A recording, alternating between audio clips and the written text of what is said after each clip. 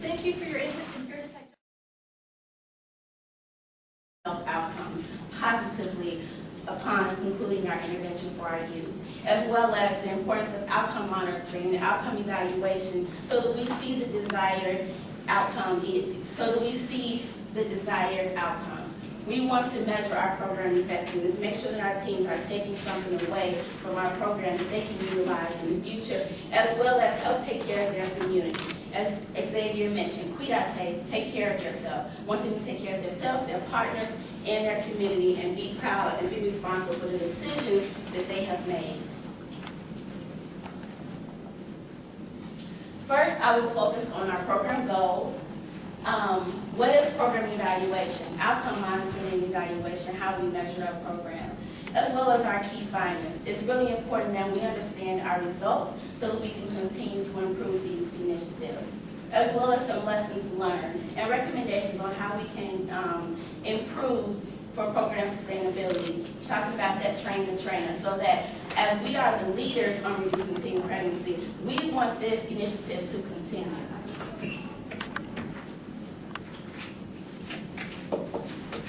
Our short-term, we develop short and long-term goals. Our goals focus on 4 domains. Those domains include increasing their knowledge of HIV, about transmission, and as well as about prevention.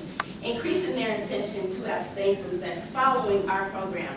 If they're not going to practice abstinence, then they need to know it is very important to practice safer sex. Use a condom every time they have sex.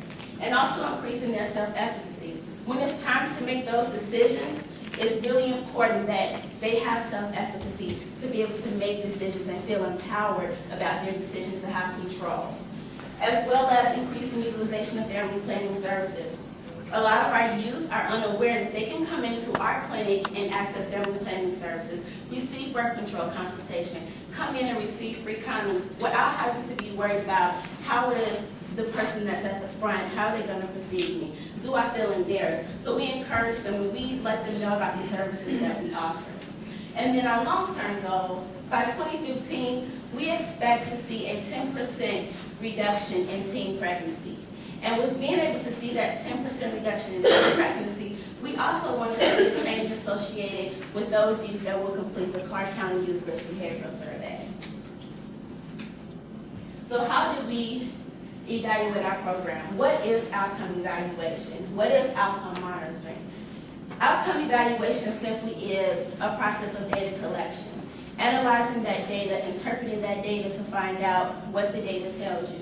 So when we look at this diagram of program development, we are here, program effect. What effect did the program have on our participants? And then looking at the outcome, we want to make sure that we meet those domains, which is what our outcome evaluation will tell us. It will also tell us about the efficacy and about the effectiveness in producing those desired outcomes. Did the program do what it was intended? What works best and what needs improvement? What do we need to modify?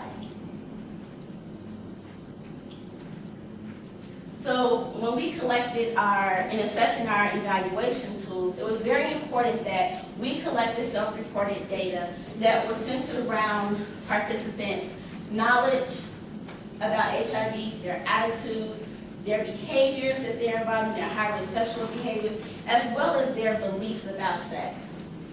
In addition to the collected contact information, we needed our contact information for our 3 and 6 month follow-up. We needed to be able to get in contact with those youth to find out whether or not there has been some behavioral change. Then looking at our baseline sexual history behaviors. We needed to know that information because that tells us the behaviors that our youth are involved in. We needed to know the high-risk sexual behaviors that they're involved in so that we can make sure that we develop interventions around that. Then looking at our pre- and post-test data. At pre-intervention, we collect the HIV knowledge assessment. At the end, we also included their intention to abstain, as well as their self-efficacy skills. Can they exercise their refusal skills and negotiation skills that we talked about? And then at our 3 and 6 month follow-up.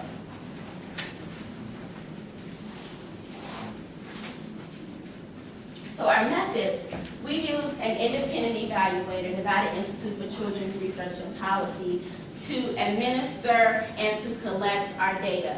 They collected our sexual history information, they collected our pre and our post test, as well as they also coordinated our 3 and our 6 month follow-up. And in order to analyze the data, they used the statistical database SPSS. Upon the results, they also disseminated this information to our partners. It's very important that our partners stay abreast as to what is going on in our program. As well as they will continue to do that as we move into our full implementation year on a quarterly basis. They will always continue to report.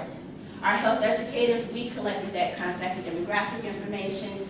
And at the end of our program, our participants received a $10 incentive as well as receiving another incentive at 3 and 6 month follow-up.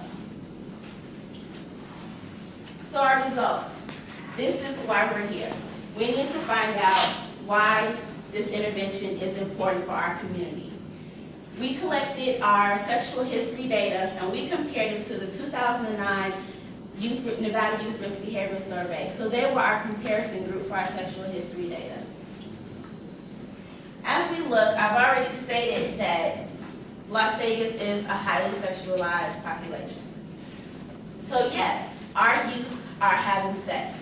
So when we look at this for have they ever had sex, our comparison group is about half of that, is about half of those who have ever had sex. About 44%, I also included that raw number to give you an idea. Then for our sites, compiled together, about 80% of them are sexually active. So we know that they're having sex, but are they having sex, are they practicing safer sex? Excuse us. So are they practicing safer sex?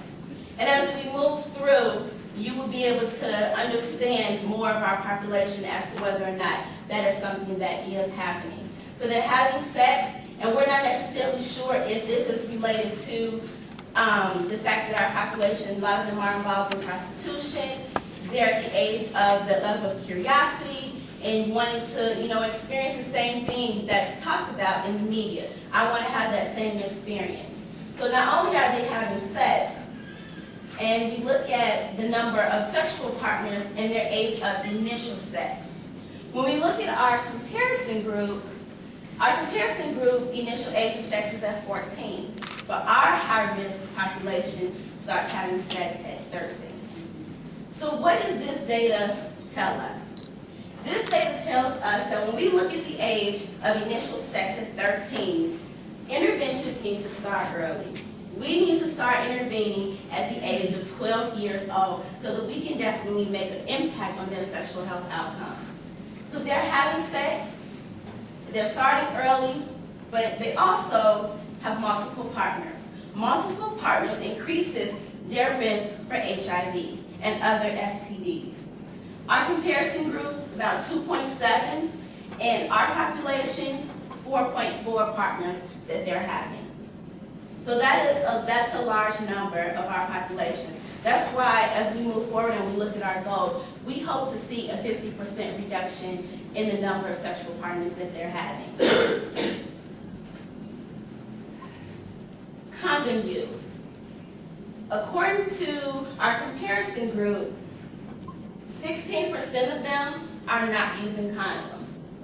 Well, more than half, 33% of our population have also reported that they are not using condoms. Is it because of the availability of condoms? Is it because if I mention condoms in my relationship, will my partner leave me? I don't want to be alone. Or is it the possibility of I feel embarrassed if I go into the store and want to go and buy condoms, or I have the inability to be able to pay for condoms, or condoms don't feel good, or they don't fit.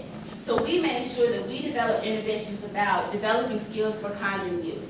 In our interventions we did condom demonstrations. They had an opportunity to be able to, at first hand, develop skills to be able to use condoms by using a penis model.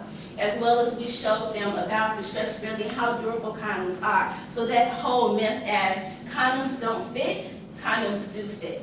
So we want to encourage them to use condoms.